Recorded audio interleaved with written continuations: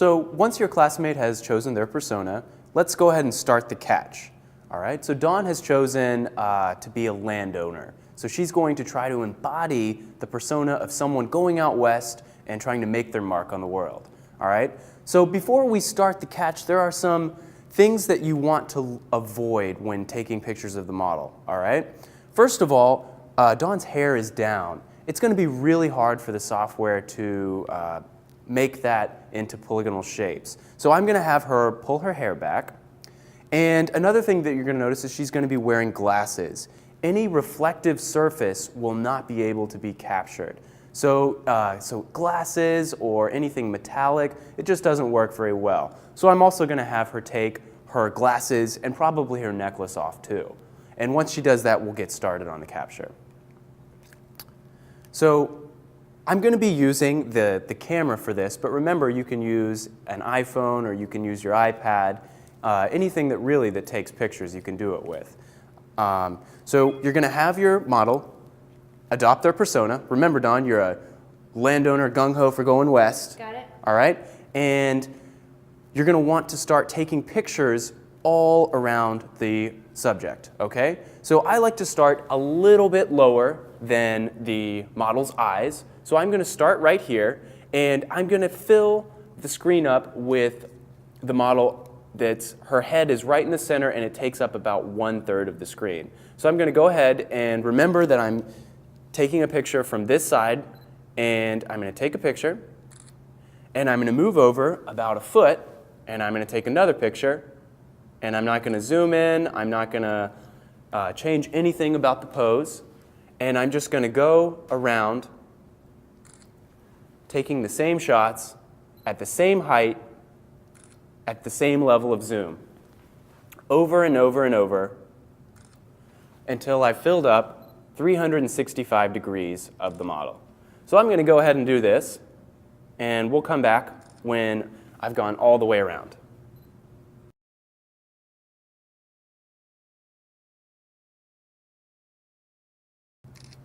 All right, so I've gone fully around, and I've taken pictures, and it's important to remember to not have any people walking around in the background, because the computer is going to look for the background as a stable element to capture the things together. So remember, have everything stay absolutely still. Nothing moving in the background. Don't move something from the background that was there. It's using the background as well to piece these pictures together. Okay, so now I've taken the lower end. Now I'm going to go directly at eye level, okay? So about the same level of zoom. Remember, keep your subject in about 1/3 of your device. And again, I'm going to go 365 degrees.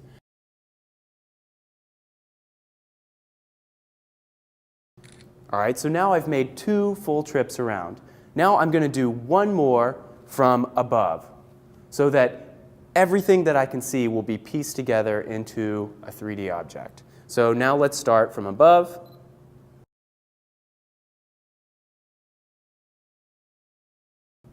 All right, so I've started and ended at the same place every time. And now I've finished. I've gone through 3 levels of taking pictures. And now it's ready to put these pictures onto the computer and go ahead and make that into a polygonal object. So let's get started.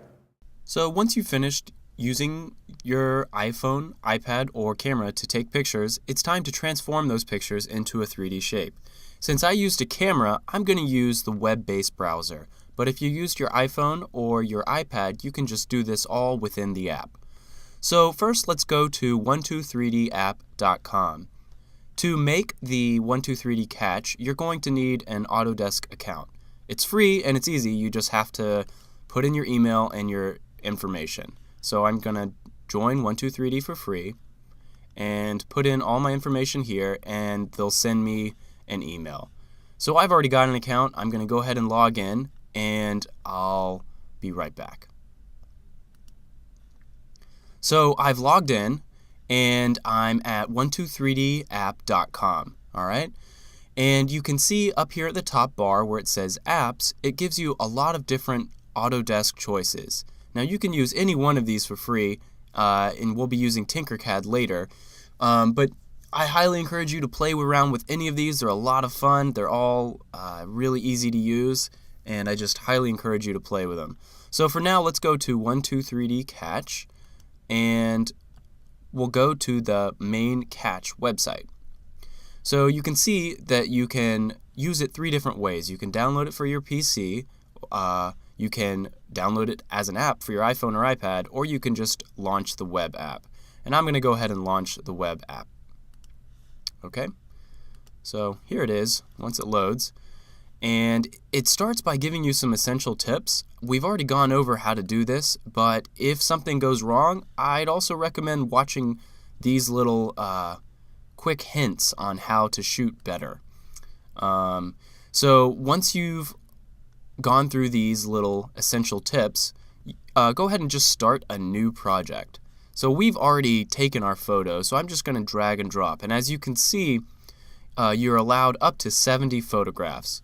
So I've got my images already loaded up, and I'll select all the pictures I took of our Western Explorer, and I will drag and drop them directly. Whoops.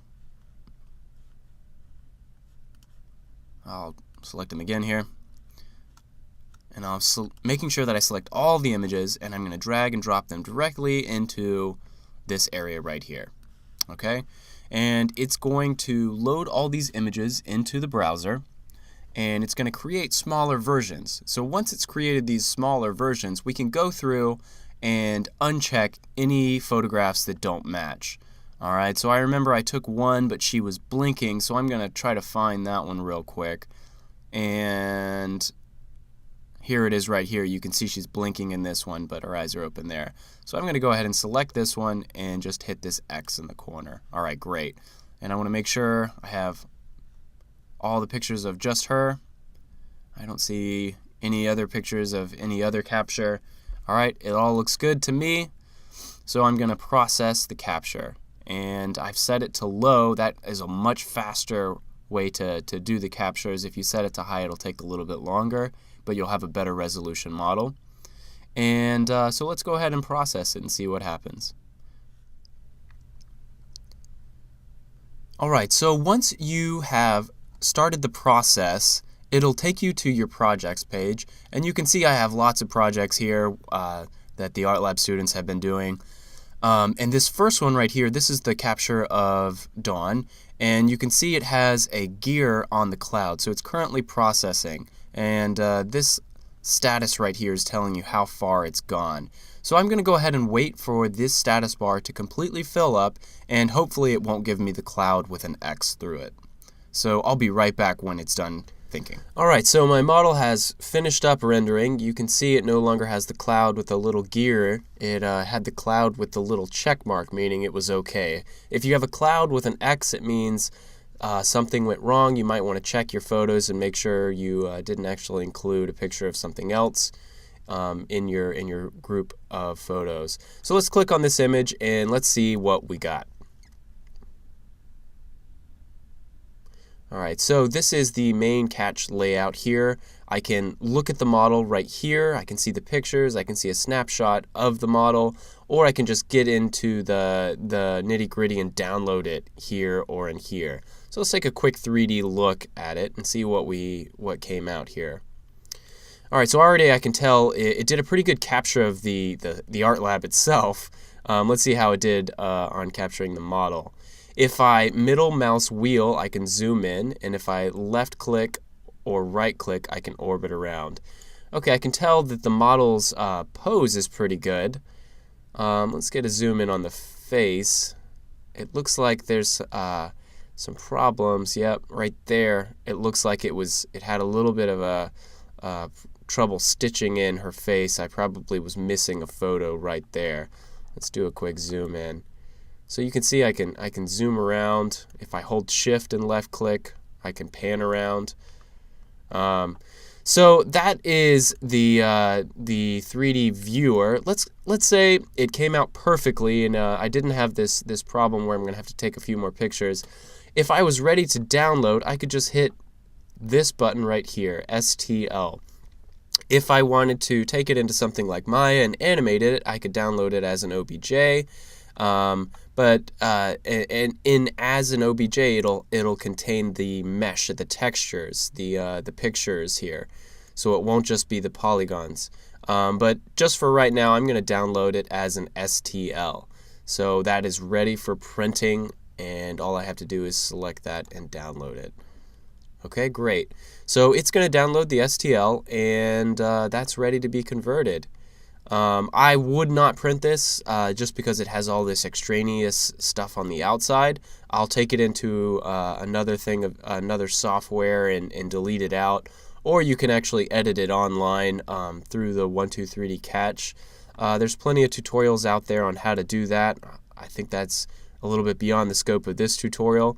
But you would essentially just select these polygons and delete them out. It's not too difficult. So if you are really lucky and you have a perfect print and it's ready to go, just hit this download STL and you can print it out.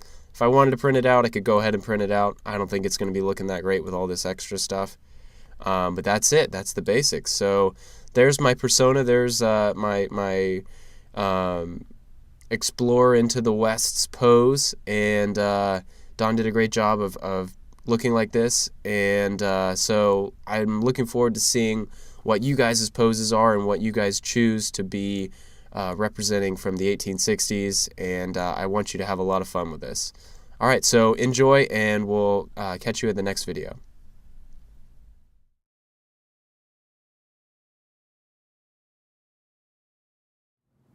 I can't wait to get down to the West and get my millions in gold. Then maybe one day I'll buy me a telegraph.